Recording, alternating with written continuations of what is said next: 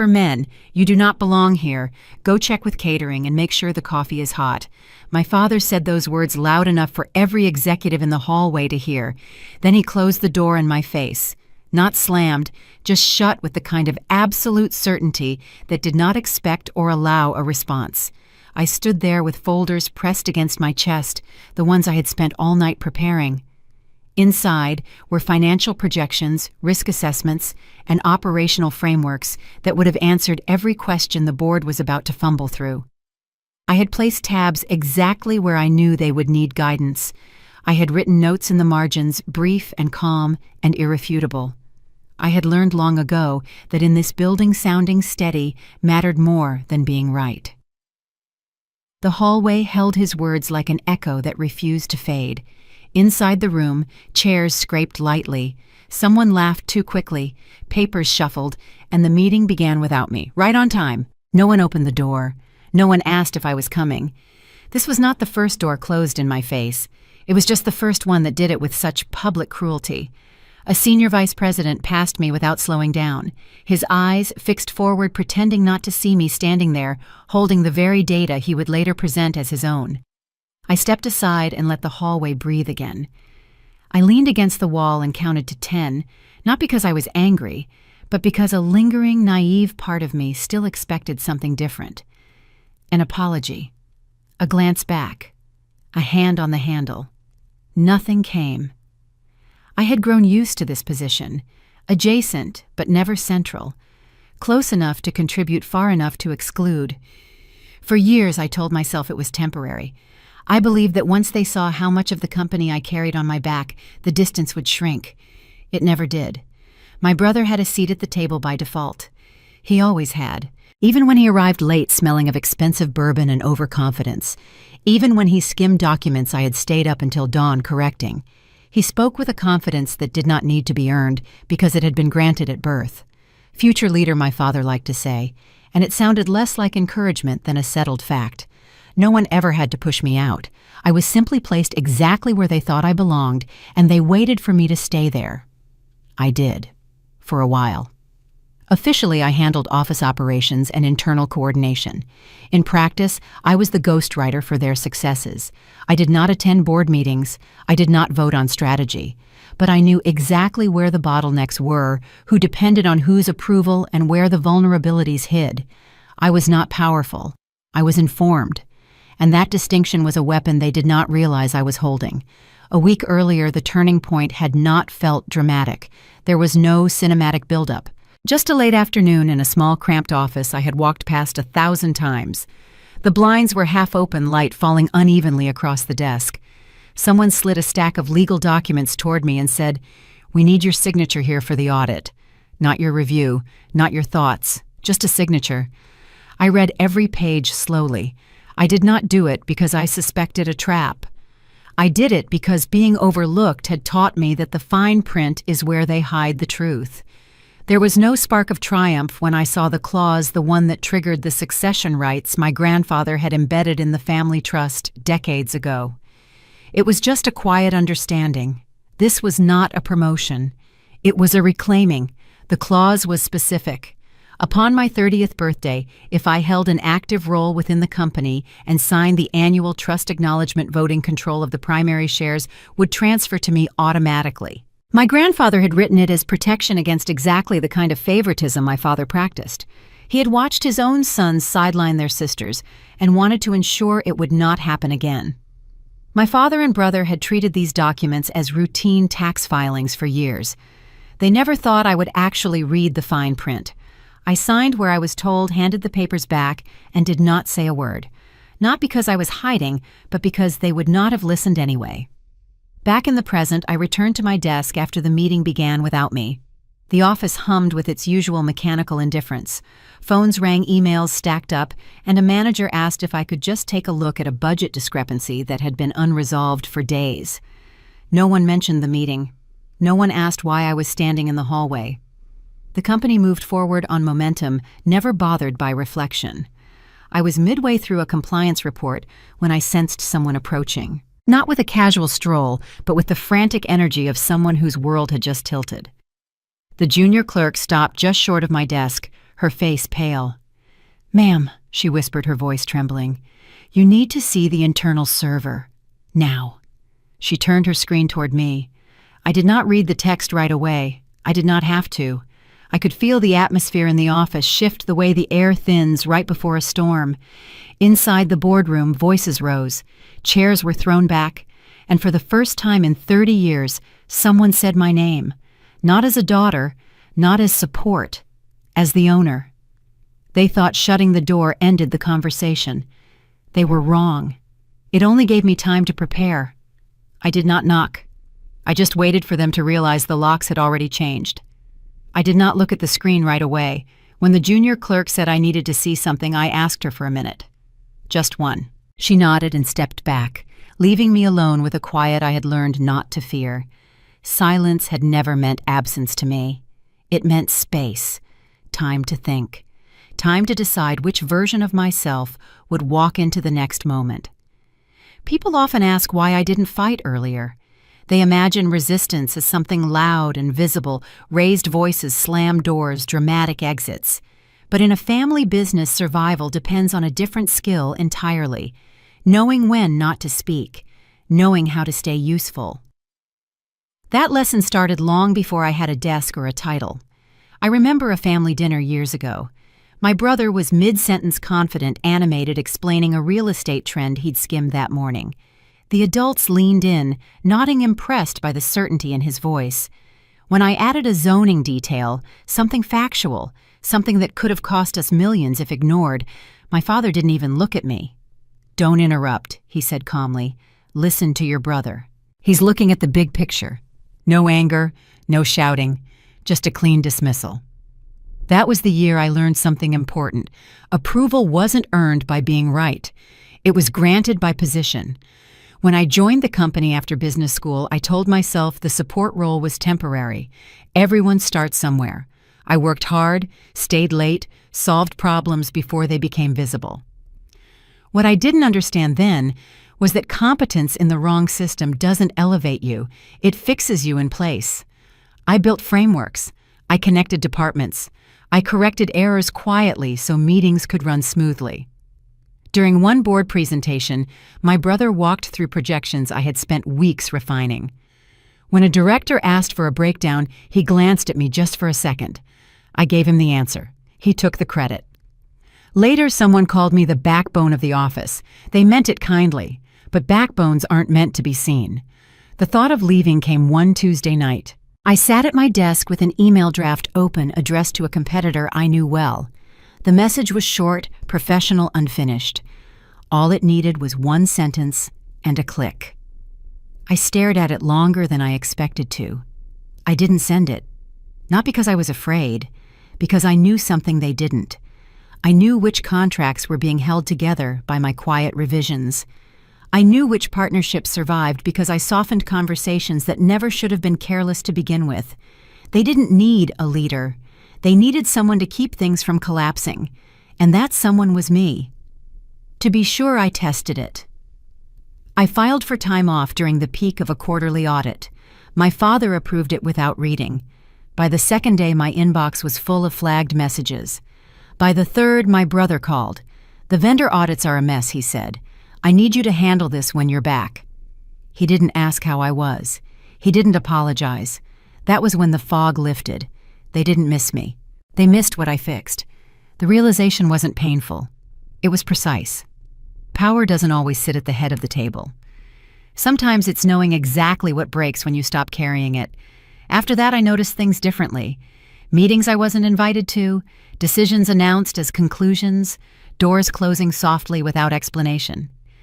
At a family dinner, I raised a concern about a timeline that didn't add up. An uncle laughed gently. "Don't overthink it," he said. "Just keep the calendars clean." Something shifted then. Not anger, clarity. The hope that they might eventually see me as a partner stopped being a variable. I wasn't invisible because I lacked value. I was invisible because the system needed me that way. By the end of that week, I didn't feel lighter. I felt steadier. I had stopped waiting for a miracle that was never coming. I still didn't know what I would do with that clarity, only that stepping back had shown me something important. There were things they assumed no one would ever look at closely.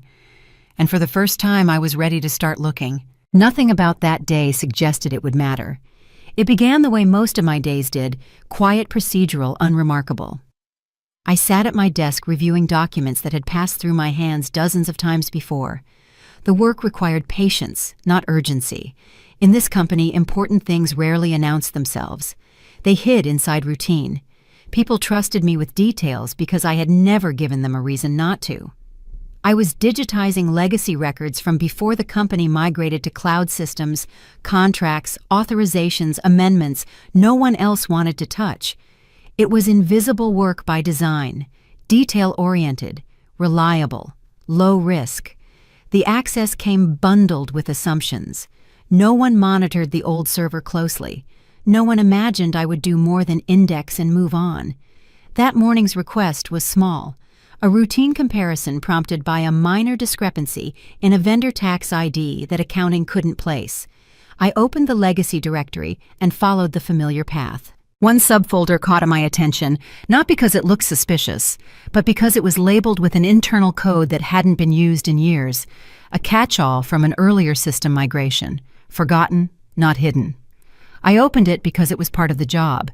Inside were multiple versions of wire transfer authorizations and partnership agreements arranged chronologically without commentary. I didn't feel alarmed. It felt like a habit. I compared dates, checked signature blocks, aligned entity names the way I always did. That was when the first inconsistency surfaced.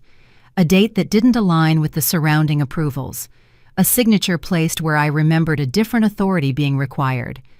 Most telling a corporate name that shifted subtly between versions from a known subsidiary to an offshore holding entity with a near-identical name. Not wrong enough to trigger an audit, just wrong enough to move money quietly. I flagged the file and moved on. One inconsistency meant nothing by itself. Documents changed, revisions happened, but the details stayed with me not as panic but as weight. Over the next few days, I returned to the folder under the cover of routine archiving. I traced revisions backward version by version. Patterns emerged slowly. Names present in early drafts disappeared in final executions. Financial responsibility shifted without board resolution. Authority moved without documentation. It wasn't an error, it was a method. I didn't label it wrongdoing. I didn't reach for dramatic language. I didn't need to. The consistency spoke for itself. Changes made carefully over time by people who assumed no one would read closely enough to notice the shape they formed together. I leaned back in my chair, not shocked, not angry, just clear. This was the system I had been navigating all along, built on the assumption that support staff process but do not analyze, that they move paper without memory.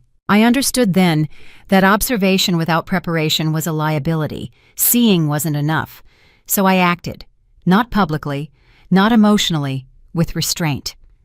I didn't store anything on the company's shared drive. I saved copies during lunch breaks to my personal laptop, careful not to trigger security alerts. I noted timestamps. I preserved original file paths. I backed everything up to a private cloud account outside the company's routine cleanup cycles. I didn't confront anyone. I didn't ask questions. I didn't need answers yet. What I needed was readiness. The work didn't feel like revenge. It felt like insurance. For years, I had absorbed consequences for decisions I didn't make, fixed problems before they surfaced. This time I wasn't angry. I was done being unprotected. By the end of the week, the legacy folder remained exactly where I'd found it. Unchanged, unnoticed, no alarms, no questions. The company moved forward the way it always had, confident, unexamined, unaware. I didn't confront them. I archived them. And for the first time, preparation felt like power. I noticed the shift before anyone named it. It wasn't hostility. It was attention measured, deliberate. I was no longer the unnoticed gear keeping the system moving.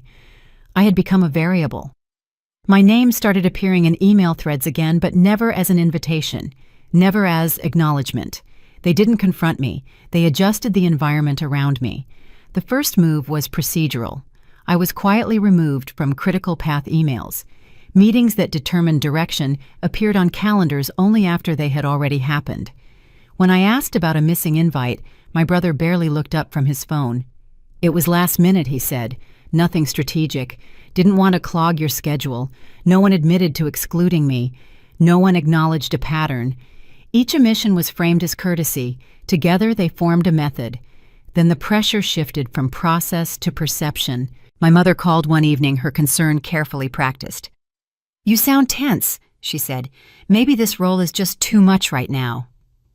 At dinner, my father watched me over the rim of his glass. He didn't disagree with me directly. He didn't need to. My brother filled the space with jokes. "You're overanalyzing again," he said lightly. "It's getting hard to keep up with your anxiety." They never said I was wrong. They suggested I was unstable. The fatigue didn't arrive all at once. It accumulated. Being doubted without accusation is more exhausting than being attacked. An attack gives you resistance. This was erosion. The second pressure point came disguised as routine. It was a vendor renewal logistics net 30 terms.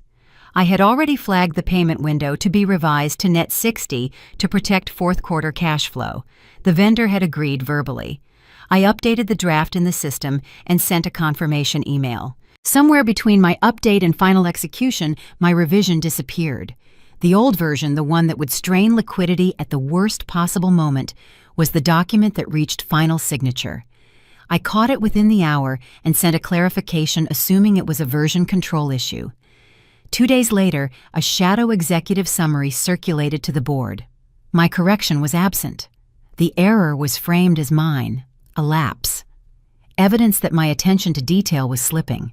My follow-up email was treated as if it had never existed. They didn't need to invent a failure. They isolated one moment and erased its resolution. Later that week, my father called me into his office.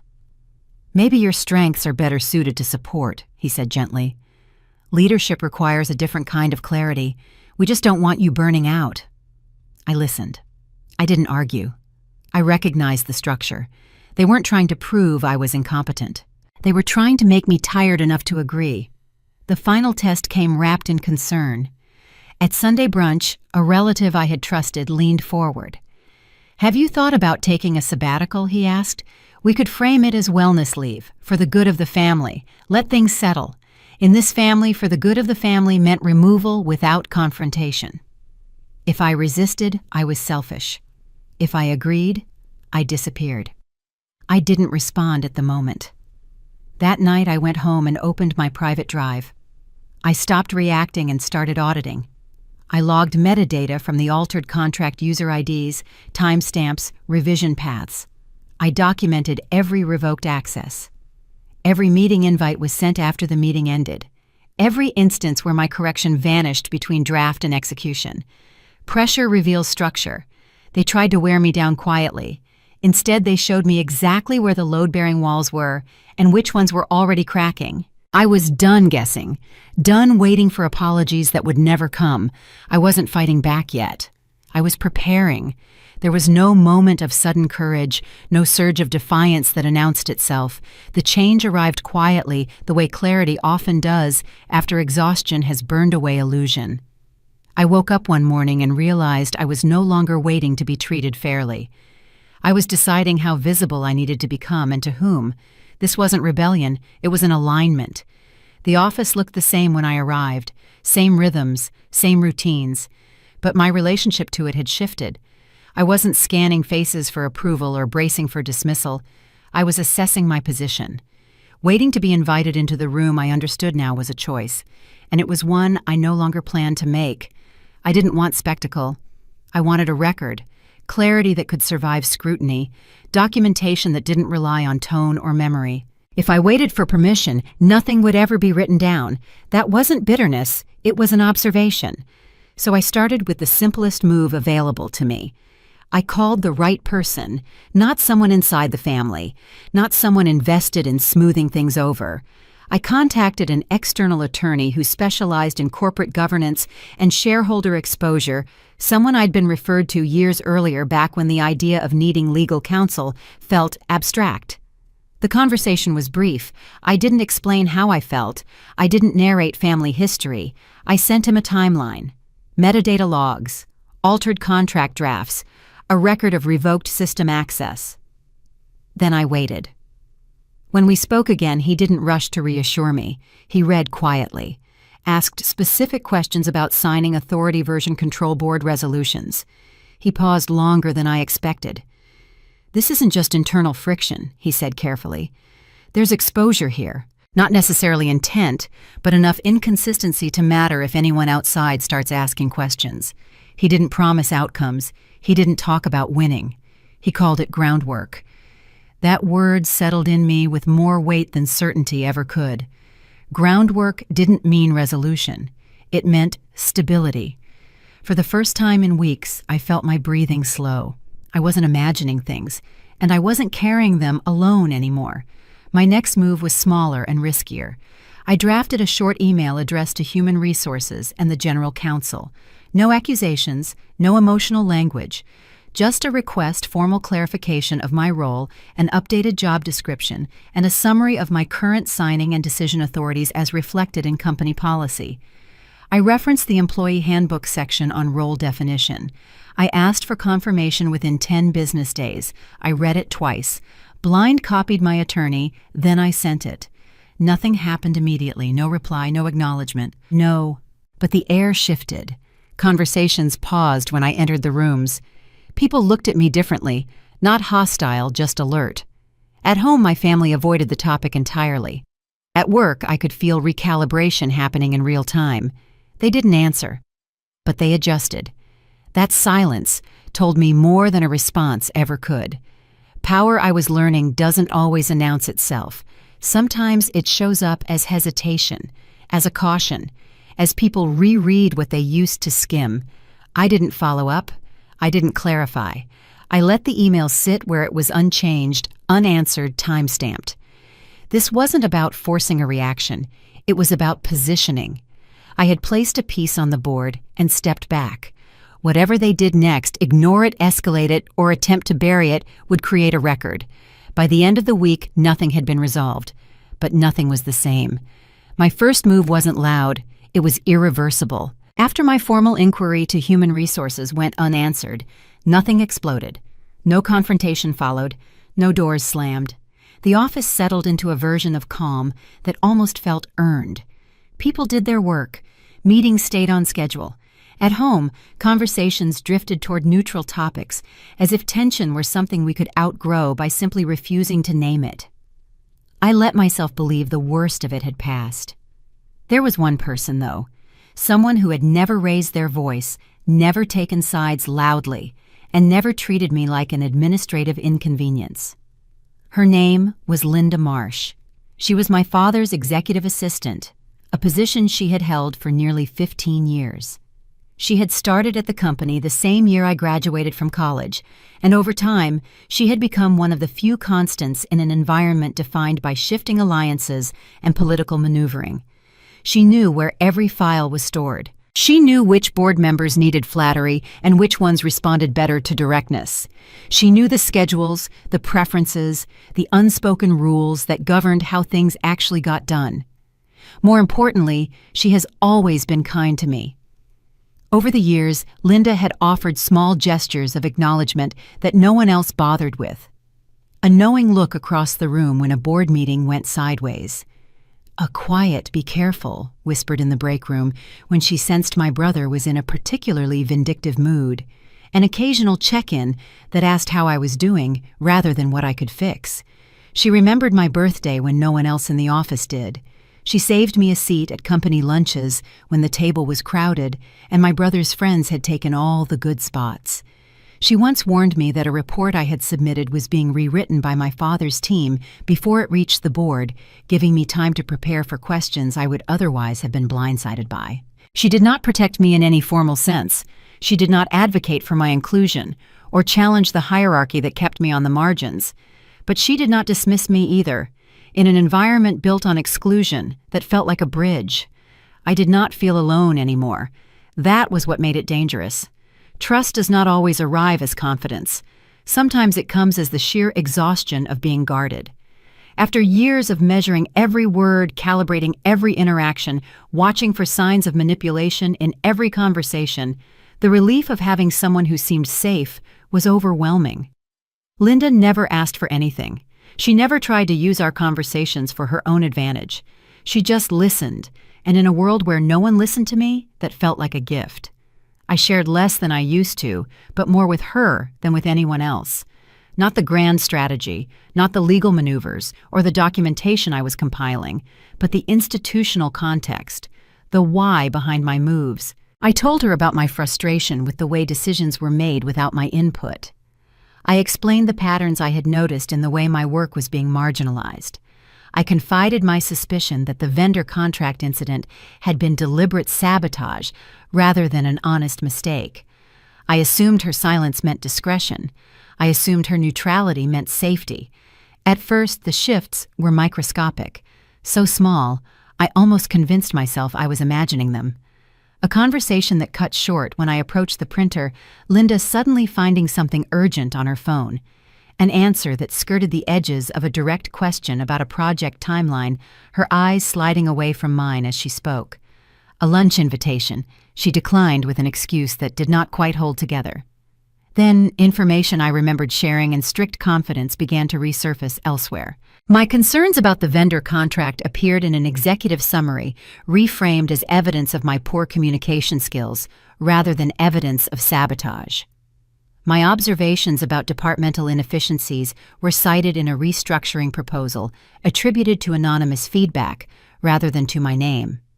The narrative was being built piece by piece, and the raw materials were things I had told Linda in moments of exhausted trust.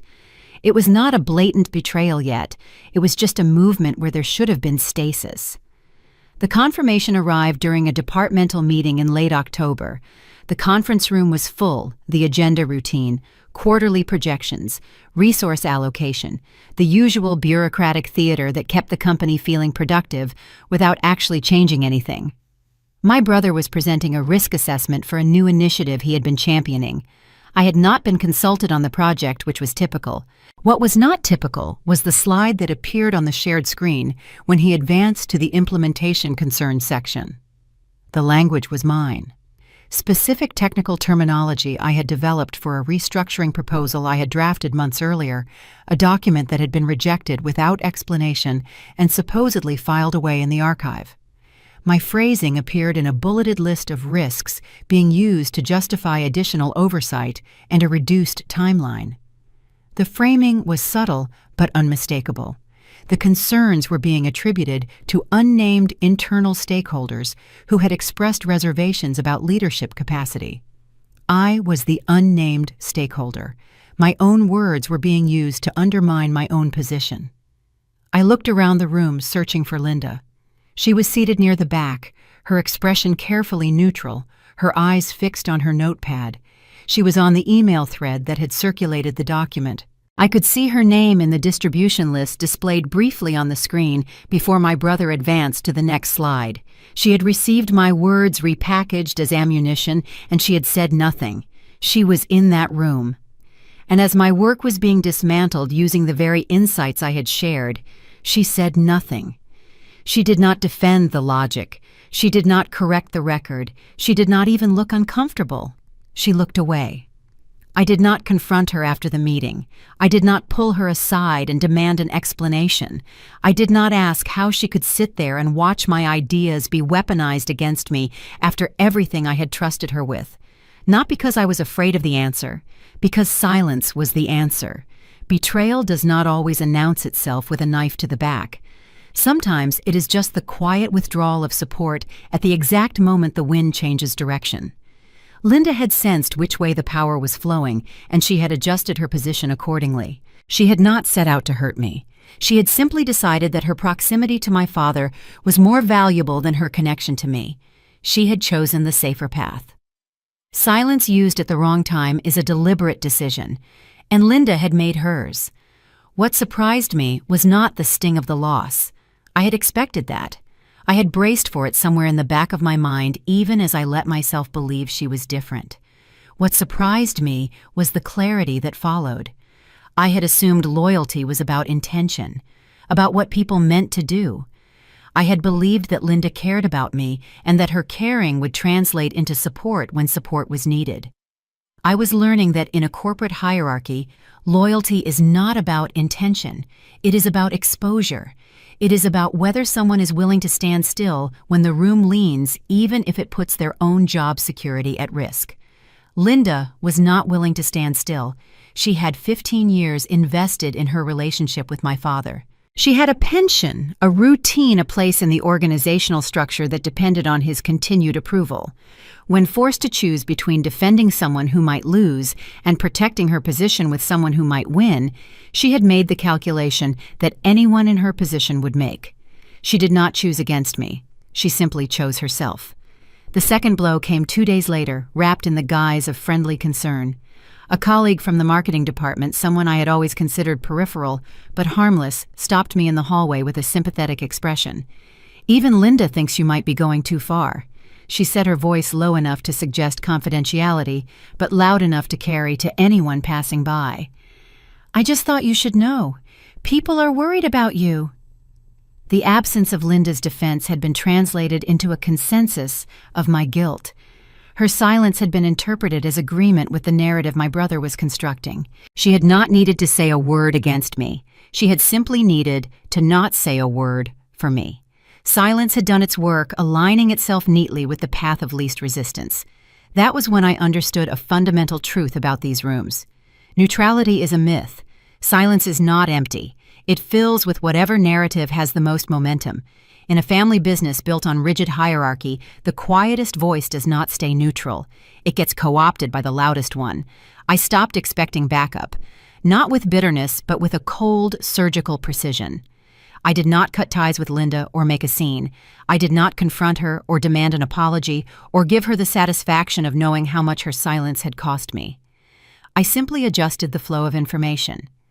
I moved everyone to a strict need-to-know basis. My conversations were shortened.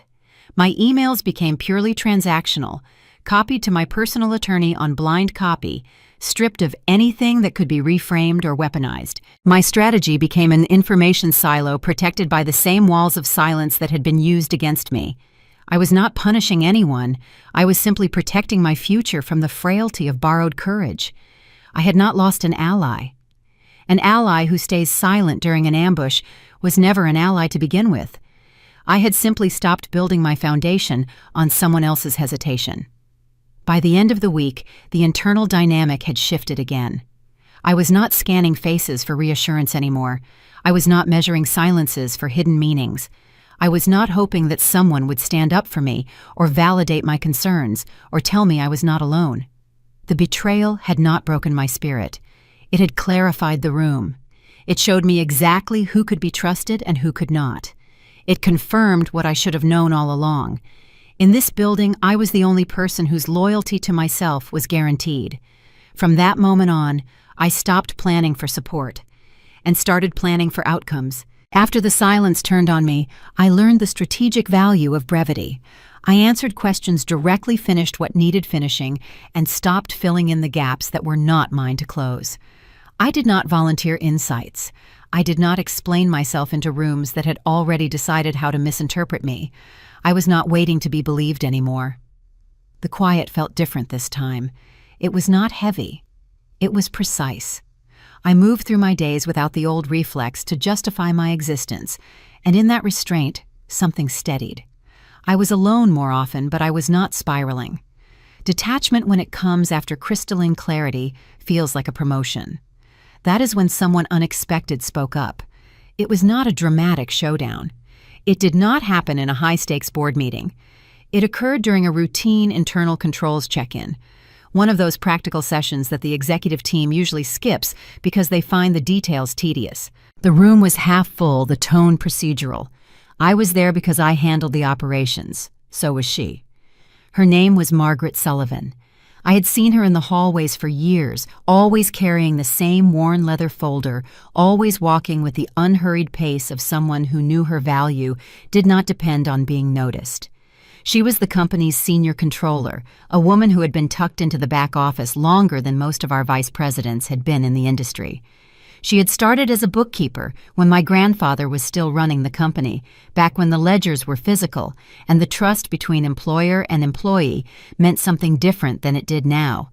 To my father and brother, she was just a human calculator, useful but invisible. They greeted her with the same absent nod they gave the cleaning staff. They never asked her opinion on strategy. They never invited her to the dinners where the real decisions were made. They assumed her silence meant she had nothing to say. They forgot that a human calculator has a memory. When a question came up during the meeting, one that brushed up on a financial claim my brother had been repeating without a shred of supporting data, the room tensed in the way rooms do when someone is about to be caught in a lie. My brother had been presenting quarterly projections that showed a 15% improvement in operational efficiency. The numbers looked impressive on the slide. They did not look possible to anyone who understood where the money actually went. Margaret did not argue. She did not raise her voice or look at me for support. She simply opened her folder, the same worn leather one I had seen her carry for years, and stated the numbers. She referenced specific dates, wire transfer identification codes, a reconciliation sequence that did not align with the official narrative. Her voice was calm, almost apologetic, as if she were offering a technical correction rather than exposing a lie. The discrepancy she identified was not small. It was a gap of nearly $2 million between what the board had been told and what the general ledger actually showed. $2 million that had been quietly redirected through a series of intercompany transfers, each one individually unremarkable, collectively damning. No one contradicted her. In a world of egos, you do not argue with the general ledger. My brother tried to recover. He smiled the smile he always used when he needed to buy time, the one that worked on investors and board members who did not know him well enough to see through it. He said something about timing differences and accrual adjustments. Margaret did not respond. She simply placed another page on the table. A summary of the timing differences he had referenced, showing they had already been accounted for in the original reconciliation. It was not dramatic. It was irrefutable. The room shifted in a way I felt in my bones. The attention did not move toward me, but it moved toward reality. The kind of reality that cannot be waved away because it is boring, specific, and uninvested in corporate politics. I did not smile. I did not look at her. I did not need to. Being seen by the right person is better than being applauded by the wrong ones. Later that afternoon, Margaret stopped by my desk. She did not offer congratulations or whisper secrets. She moved with the same unhurried pace, placed a printed transaction log on my desk, and waited for me to look up. I noticed some things over the years that did not tie back to the board's reports, she said, her voice neutral. The patterns were subtle at first, easy to dismiss as clerical errors or system glitches, but they kept repeating, always in the same direction, always benefiting the same accounts. She paused, and for a moment I saw something in her eyes that I recognized. The exhaustion of watching wrongdoing and being unable to speak. The frustration of knowing the truth and having no one to tell it to. "Your grandfather was a good man," she said. "He built something worth protecting. I thought you might need the hard copies for your records." The transaction log she gave me showed the metadata of a ghost account I had been tracking since I found those files in the legacy server. But her records went back further than mine. She had been documenting anomalies for nearly 5 years, long before I had started paying attention. She had been waiting, I realized, for someone who would actually read what she had found. I was not wrong. And I was no longer alone. We did not call it an alliance. We did not make promises or swear loyalty. We compared notes the way professionals do when they care about data integrity more than political outcomes. We checked timelines. We cross-referenced the enterprise system logs with my private ledger. We identified the patterns I had suspected and the ones I had missed. We cleaned up assumptions and replaced speculation with evidence. There was no talk of retaliation, no plotting, just the quiet, methodical work of preparation. I chose not to pull her into the light, not because she asked, but because I understood the corporate risk. She had a pension that depended on this company's continued operation. She had a life inside that system, a routine that had sustained her for decades. Exposing her role would make her a target, and I had seen how this family treated people who became inconvenient. I did not need a shield. I needed a witness. Someone whose records could corroborate mine if the moment ever came to present them. Someone whose decades of credibility could not be easily dismissed as the grievances of a bitter daughter. Before she left my desk that day, Margaret paused at the door. "He used to talk about you," she said. "Your grandfather. He said you were the only one who actually read the documents he gave you. He said that would matter someday." She did not wait for me to respond. She just walked away the same unhurried pace, the same worn leather folder tucked under her arm. By the end of the week, nothing had changed on the surface. The hierarchy held, the routines continued. My brother still walked the hallways with the confidence of someone who believed his position was secure. My father still signed off on reports without reading the details. The board still met and adjourned and congratulated themselves on another quarter of managed expectations. But something fundamental had shifted beneath the foundation. I was not alone anymore. I had a witness. I had corroboration. And I had confirmation that the patterns I had been tracking were not the paranoid imaginings of someone who had been pushed too far. I was still the one holding the fuse. But now I knew exactly where to place it. One person standing up did not change the room. It changed the math. And in business, math is the only thing that eventually matters. The morning of the quarterly board meeting, I woke before my alarm, not from anxiety, but from the strange calm that comes when you have already accepted the ending. I had imagined this moment 1,000 times, usually late at night when exhaustion made room for old anger. In those fantasies, I was sharper, louder, and righteous in a way that demanded a standing ovation. But when the actual morning arrived, I felt none of that. I checked my calendar, reviewed my folder one last time, and left the house with the quiet certainty of a woman who already knew how the story would end. The lobby looked the same. Familiarity has a way of dulling drama before it starts. When I stepped into the conference room, conversation slowed only slightly. No one stopped talking. No one acknowledged me beyond a few perfunctory nods. I was there because after my formal email to Human Resources and General Counsel excluding me would have been a documented liability. They chose the easier path, letting me sit in the corner. My father sat at the head of the table, his posture relaxed, his expression a practiced mask of patriarchal authority. My brother was beside him, leaning forward with the unearned confidence of someone who expected immediate consensus. Across from them sat the people who did not share our last name. Board members, external auditors, and a private equity partner who had flown in from New York. This was not a family brunch. This was a room where fiduciary duties weighed more than blood. The agenda moved quickly. Third quarter updates, market forecasts, and safe metrics that allowed everyone to settle into their roles. I listened without taking notes. I already knew the sequence. When the discussion reached the operational adjustments item, a review framed as routine, but designed to hide the discrepancies I had uncovered, I felt the room shift, not toward me, but away from certainty. I did not interrupt. I waited for that specific pause, the one that comes when an executive assumes their point has landed cleanly. Then I spoke. "I am not here to accuse," I said, my voice steady and neutral. "I am here to provide evidentiary clarification." I slid a thin folder onto the table, not dramatically but just far enough for the lead auditor to reach. Inside were documents that did not need to shout. They did not speculate on intent. They simply aligned dates, versions, and wire transfer identification codes. They showed the entity tunneling I had tracked, displaying the patterns without a single word of commentary. The room went quiet in the way rooms do when attention becomes work. Pages turned. The auditor leaned in. The private equity partner put down his pen. No one looked at me. They did not need to. I was not the point anymore. The audit trail was. The questions that followed were not the kind my father and brother were used to deflecting. They were precise, technical, and dangerous. Who authorized this specific revision to the liability clause?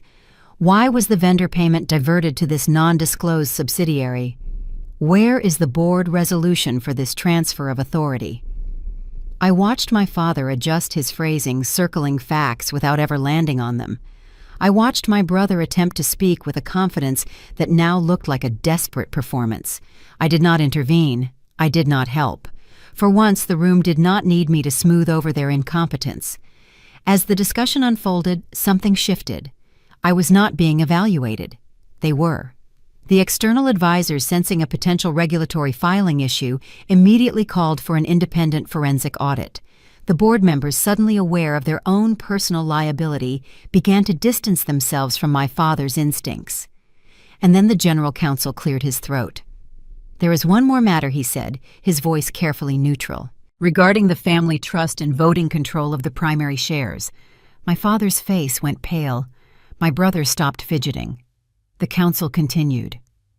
"According to the terms established in the 2018 Restructuring Section 14, voting control transfers automatically upon certain conditions being met. Those conditions were satisfied last month when the trust acknowledgement was signed.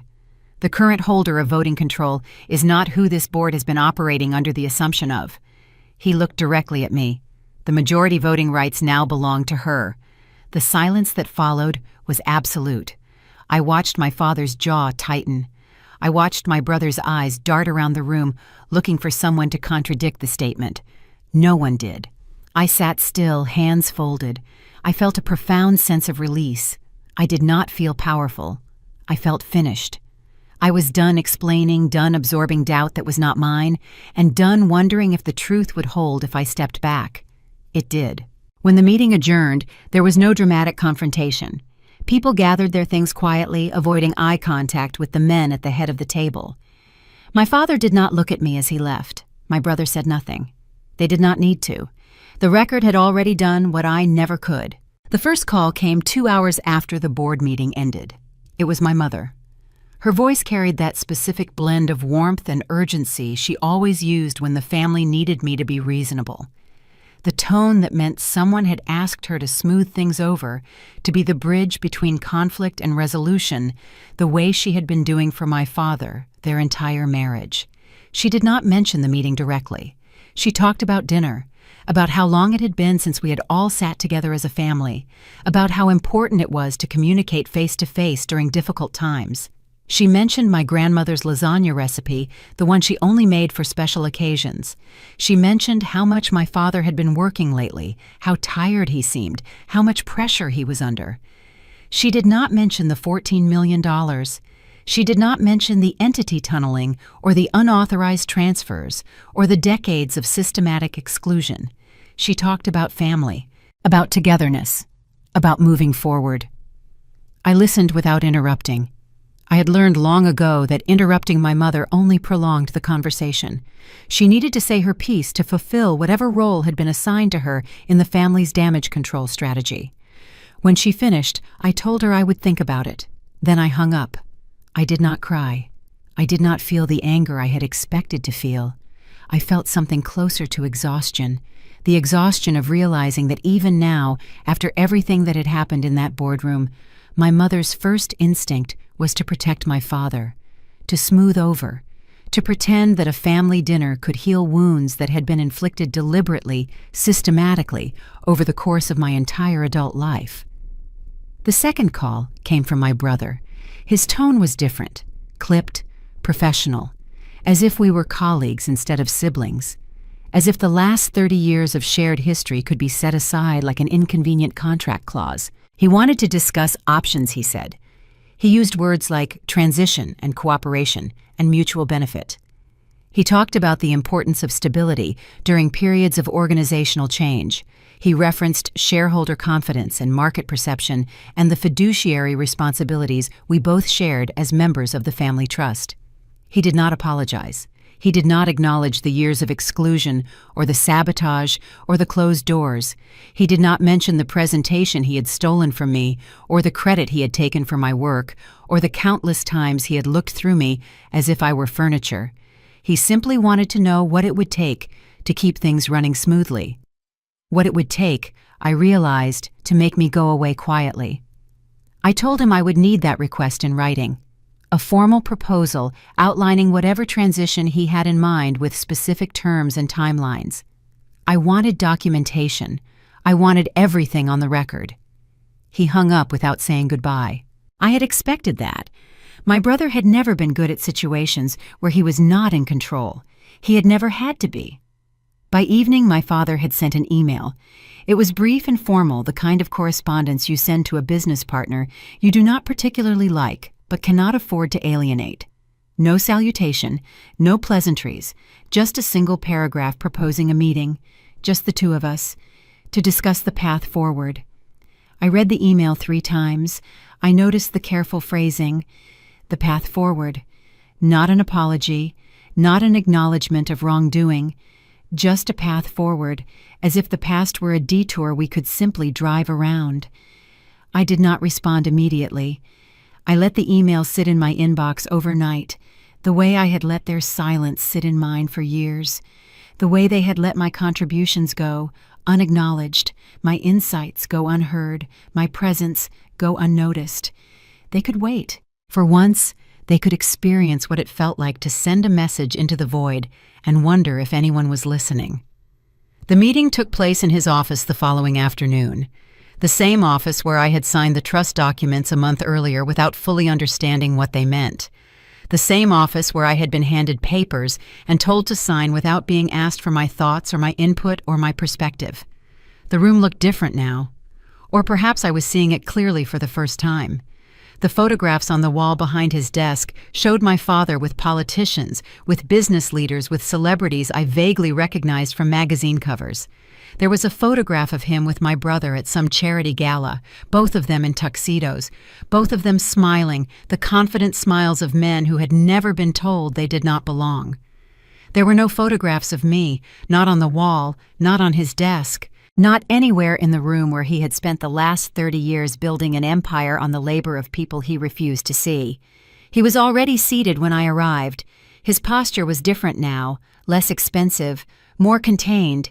He did not stand to greet me. He did not offer the performative warmth he usually reserved for clients and investors. He simply gestured to the chair across from his desk, the same chair where I had sat as a child, waiting to be dismissed. I sat down without waiting for an invitation. I did not need his permission anymore. "I am not going to pretend this is how I wanted things to go," he said. His voice was measured, careful, each word chosen with the precision of a man who knew he was being recorded even when he was not. But we are where we are, and I think we both know that a public conflict helps no one. I did not respond. I let the silence stretch between us, filling the space where his authority used to live. He shifted in his chair. The silence was uncomfortable for him. He had spent his entire career filling silences, dominating conversations, steering discussions toward conclusions he had already determined. Silence was not a tool he knew how to use. It was a weapon being used against him. He continued, unable to bear the quiet. "What do you want?" "A seat on the board." "An executive title." "We can arrange that. We can restructure the leadership team to include you in a more visible capacity. There is no need for this to become adversarial." He spread his hands in a gesture of openness, of reasonableness, of a father offering his daughter a gift she should be grateful to receive. He was offering me a place at his table, a seat he controlled, a title he could revoke, a visibility that depended entirely on his continued goodwill. I looked at him for a long moment. This was the conversation I had imagined for years, the one where he finally acknowledged that I belonged in the room, the one where he finally saw me as someone worth negotiating with instead of someone to be managed and dismissed. But now that it was happening, I realized something had changed. I was no longer hungry for his approval. The need that had driven me for decades, the desperate hope that someday he would see my value, had finally exhausted itself. I did not want his recognition anymore. I did not want his respect. I did not even want his apology, because an apology extracted under duress would mean nothing. I was simply clear. "I do not want a seat you give me because you have no other choice," I said. My voice was steady, calm, the voice of someone who had already decided and was simply informing him of the outcome. "I want the corporate records corrected to reflect the reality of the transactions. I want my voting rights formally acknowledged in the next board filing. And I want a governance structure that makes the kind of manipulation I uncovered impossible going forward." He blinked. For a moment, just a fraction of a second, I saw something I had never seen on his face before. Surprise. Genuine surprise. He had expected me to negotiate for a title, for money, for the symbols of status that he understood and valued. He had not expected me to ask for something he could not give me without fundamentally changing the way he operated. "You are talking about a complete overhaul," he said. His voice had an edge now, the frustration of a man who was not getting the conversation he had prepared for. "I am talking about transparency," I replied. "Something this company has avoided for as long as I can remember." The negotiation that followed was not pleasant. He pushed back on every point. He tried to minimize the significance of the discrepancies I had found, calling them accounting irregularities that any company of our size would have. He suggested that I was overreacting to standard business practices, that I did not understand the complexity of managing cash flow across multiple subsidiaries. He implied that my lack of formal leadership experience made me unqualified to demand structural changes to an organization I had never actually run. He tried guilt. He mentioned my mother, how worried she had been, how much stress this was causing her. He mentioned to my grandmother how disappointed she would be to see the family fighting like this. He mentioned the employees, the hundreds of people whose livelihoods depended on the company's stability, and how irresponsible it would be to destabilize leadership during a critical growth period. He tried intimidation. He reminded me that he still had allies on the board, that voting rights were not the same as operational control, that running a company required relationships I had not built and expertise I had not developed, that I could win this battle and still lose the war. I let him talk. I let him cycle through every argument, every manipulation, every tactic he had used successfully for 30 years. And when he was finished, when he had emptied his arsenal and sat back in his chair with the expectant look of a man who believed his points had landed, I responded, "I have copies of every document I said, every timestamp, every revision, every wire transfer authorization with signatures that do not match the board resolutions they were supposed to be based on. The external auditors are already preparing their independent report. The board members have begun asking questions you cannot answer, and the private equity partner who flew in from New York has made it very clear that his firm's continued investment depends on governance reforms that you are not in a position to block." I paused, letting the words settle. "You can fight me on this," I continued. "You can try to delay and obstruct and hope that I get tired or distracted, or decide that family peace is more important than institutional accountability. But I have been waiting for this moment for longer than you know. I am not tired. I am not distracted. And I learned a long time ago that peace built on my silence is not peace at all." He went quiet. The bluster drained from his face, replaced by something I had never seen there before: recognition. The recognition of a man who had finally met an opponent he could not dismiss or diminish or simply wait out. When I left his office that evening, nothing had been finalized, no documents had been signed, no agreements had been reached. The details would take weeks to negotiate, months to implement, years to fully realize. But the balance had shifted. He was no longer the one setting the terms. He was no longer the one deciding who belonged in the room and who would be sent to check on the coffee. And for the first time in 30 years, he knew it. Winning did not feel like a triumph. It felt like silence. Not the empty kind, but the steady, grounded quiet that allows you to hear your own breathing. In the days that followed the board meeting, the resistance in the office did not vanish. It recalibrated. Conversations no longer stopped when I entered the room. They slowed down to include me. People listened to the end of my sentences.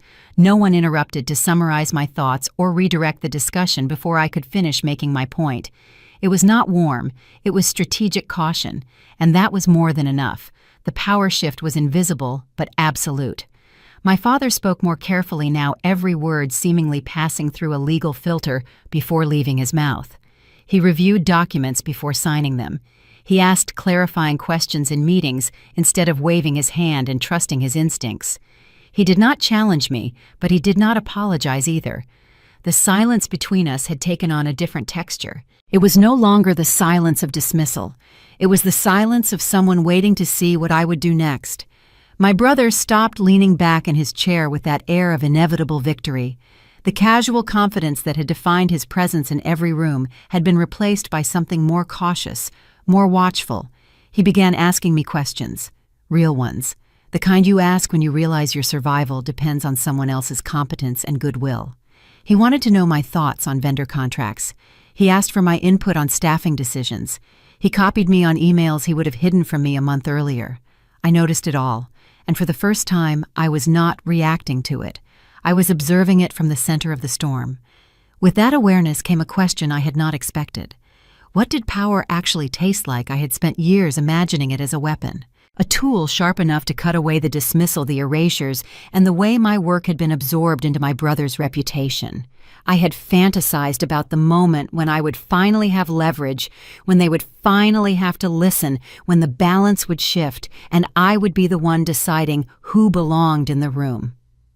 Now that the leverage was mine, now that I held the majority voting rights through the legacy trust, it did not demand to be used. It simply waited, patient, available, ready to be deployed in whatever direction I chose.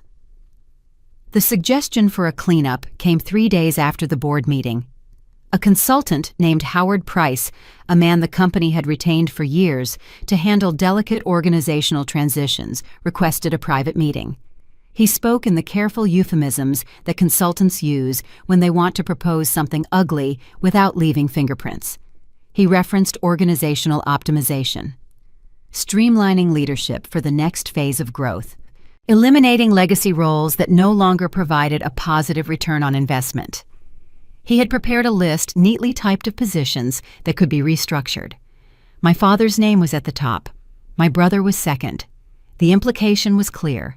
I had the green light to remove them. The board would support it. The shareholders would applaud the decisive leadership. Many of the directors, Howard explained, would be relieved to see the dead weight gone. They had been nervous about the family's grip on the company for years. This was an opportunity to professionalize, to modernize, to break free from the dysfunction that had been dragging down performance. He slid the paper across the table toward me and waited for my response. I did not answer right away. I told him I needed time to understand the shape of the choice.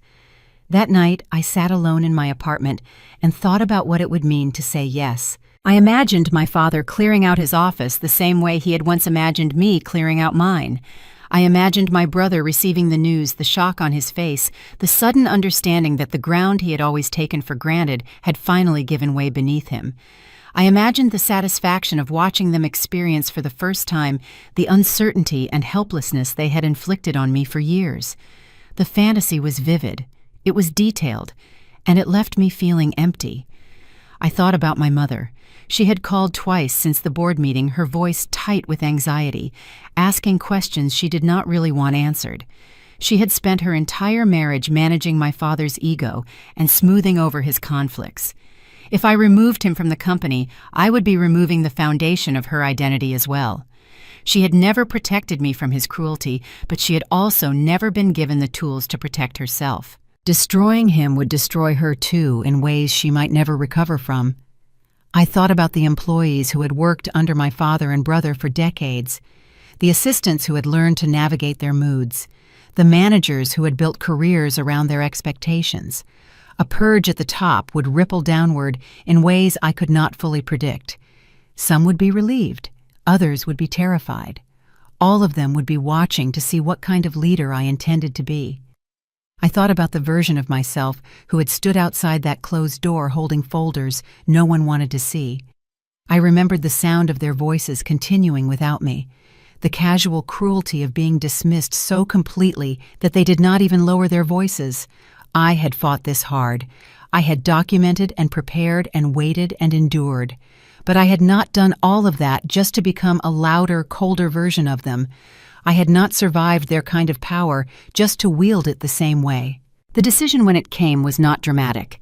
It arrived quietly the way most important decisions do. The next morning I met with Howard Price again. I thanked him for his analysis and declined the suggestion of a purge.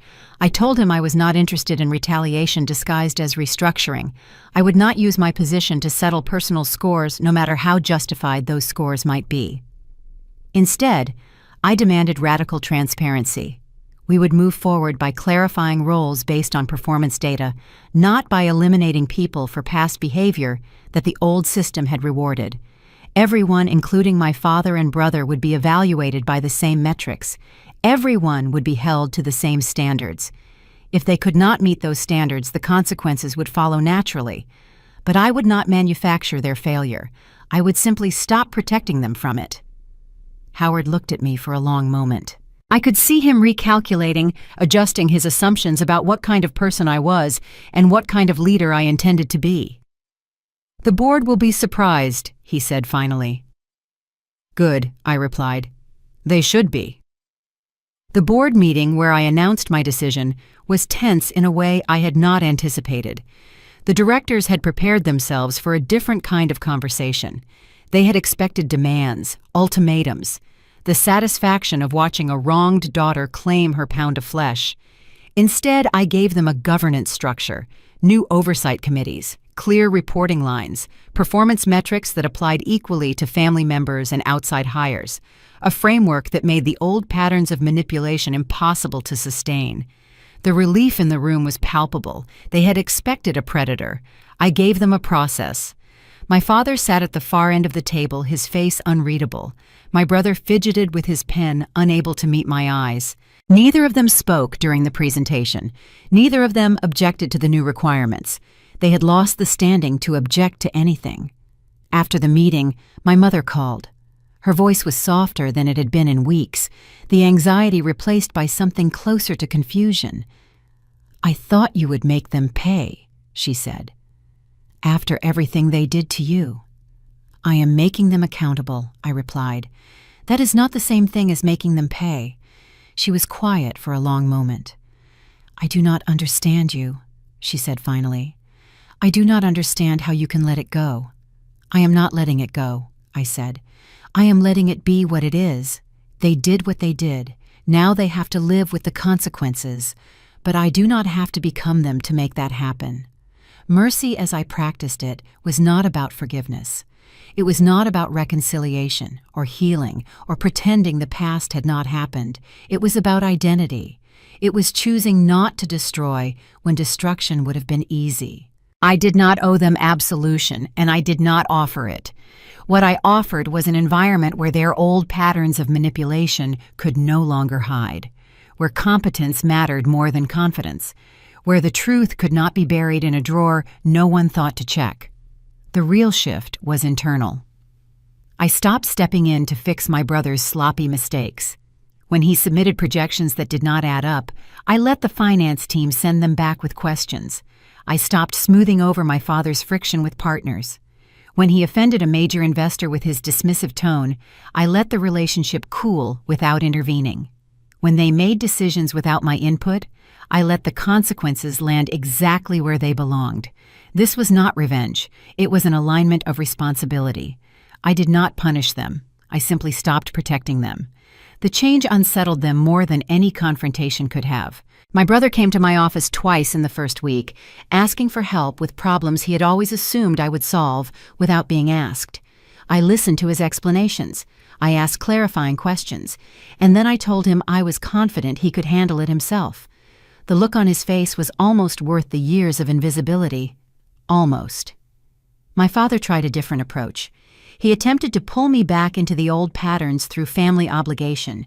He mentioned my mother's anxiety. He referenced upcoming holidays. He suggested that professional disagreements did not need to affect personal relationships. I told him I agreed. Professional disagreements and personal relationships were separate matters, and I intended to keep them that way.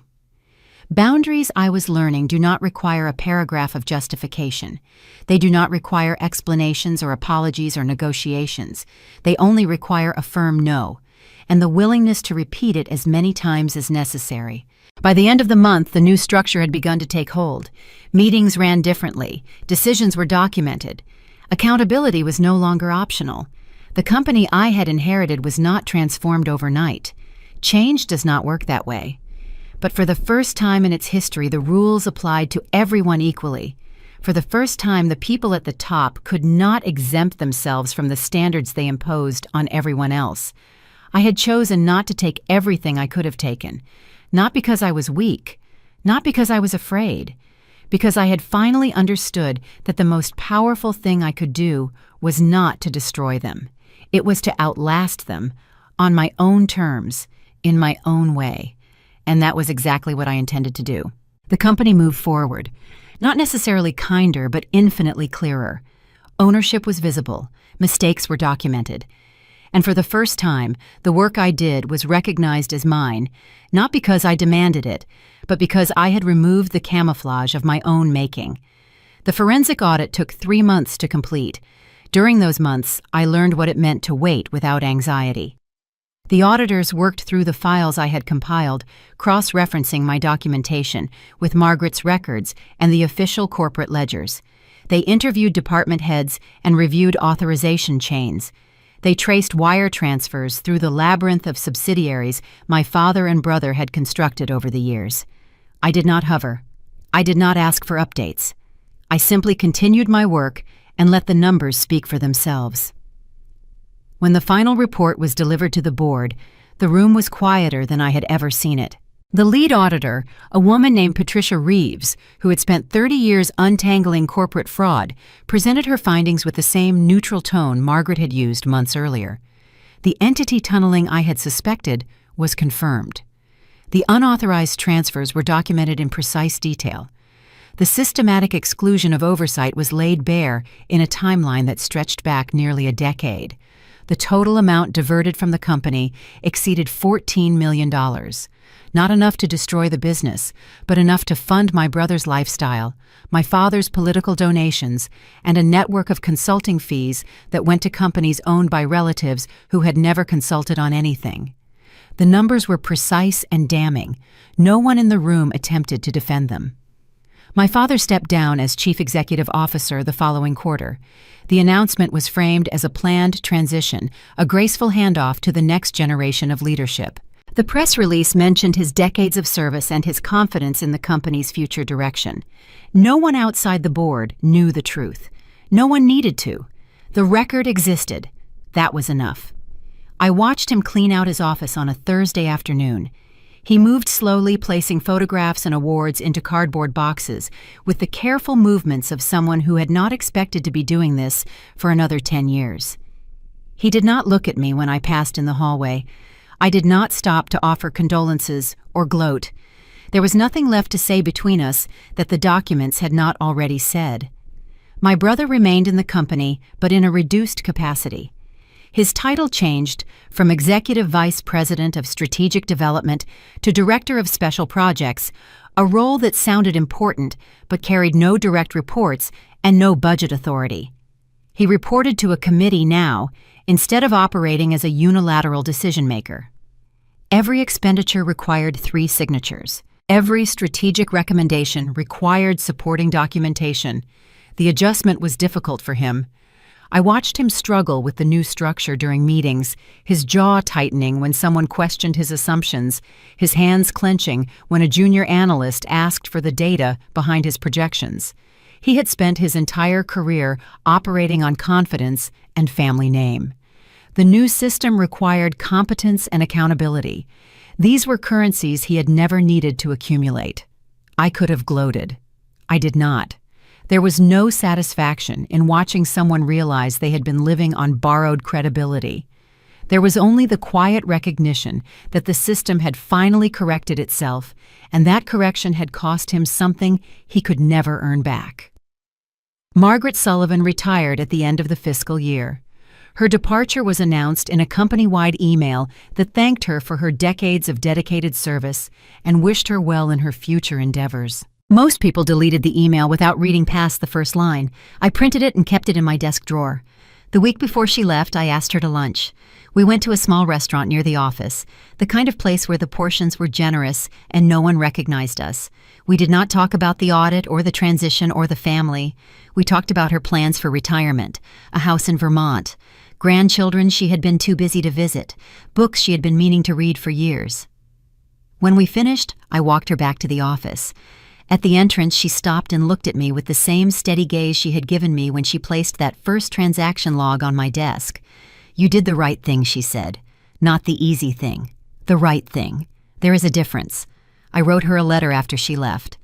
I did not mention the specifics of what she had done or the role she had played in the audit. I simply told her that her work had mattered even when no one was watching, that her integrity had made a difference, that I would not forget.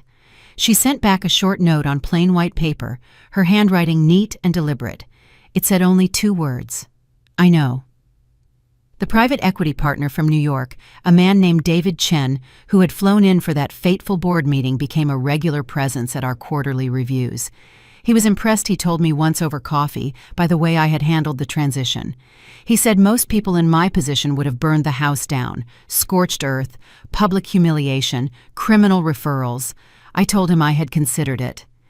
There were nights in the months after the board meeting when I had imagined exactly how satisfying it would be to watch my father's name dragged through the financial press, to see my brother's face on the cover of a magazine with words like fraud and mismanagement underneath. But I preferred to own the house. Instead, I said, burning it down would have destroyed the company my grandfather built. It would have cost jobs. It would have validated every assumption my father had ever made about women being too emotional to lead. David nodded slowly. He understood. In his world, restraint was its own form of power. The ability to destroy something and choose not to was more impressive than the destruction itself. The governance reforms took nearly a year to implement. New oversight committees with independent members who had no family connections. New reporting requirements that made it impossible to hide transfers between subsidiaries. New protections for employees who raised concerns about financial irregularities, including a confidential hotline, and guaranteed legal support for whistleblowers. The company was not perfect. No company is.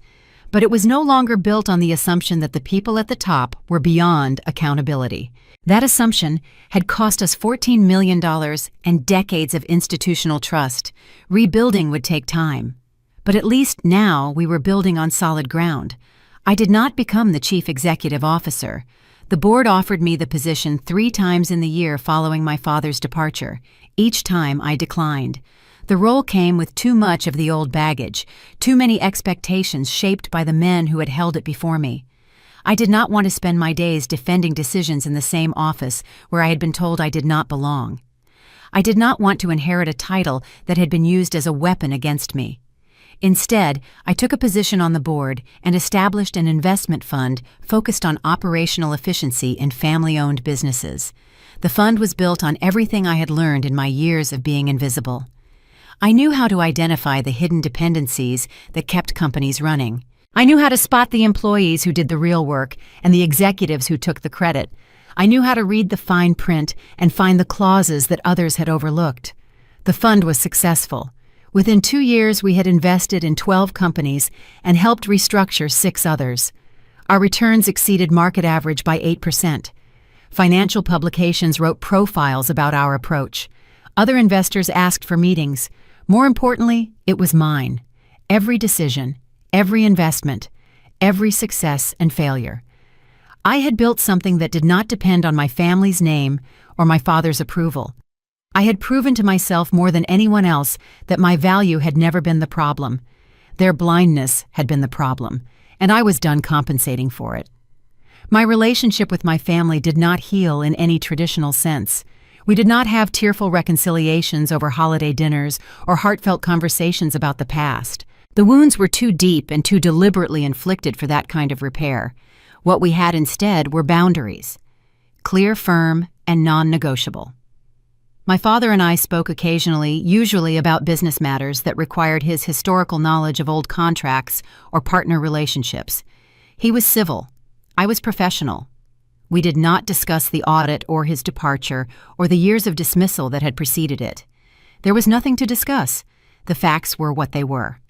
My brother and I maintained a professional distance. We sat in the same board meetings and reviewed the same quarterly reports.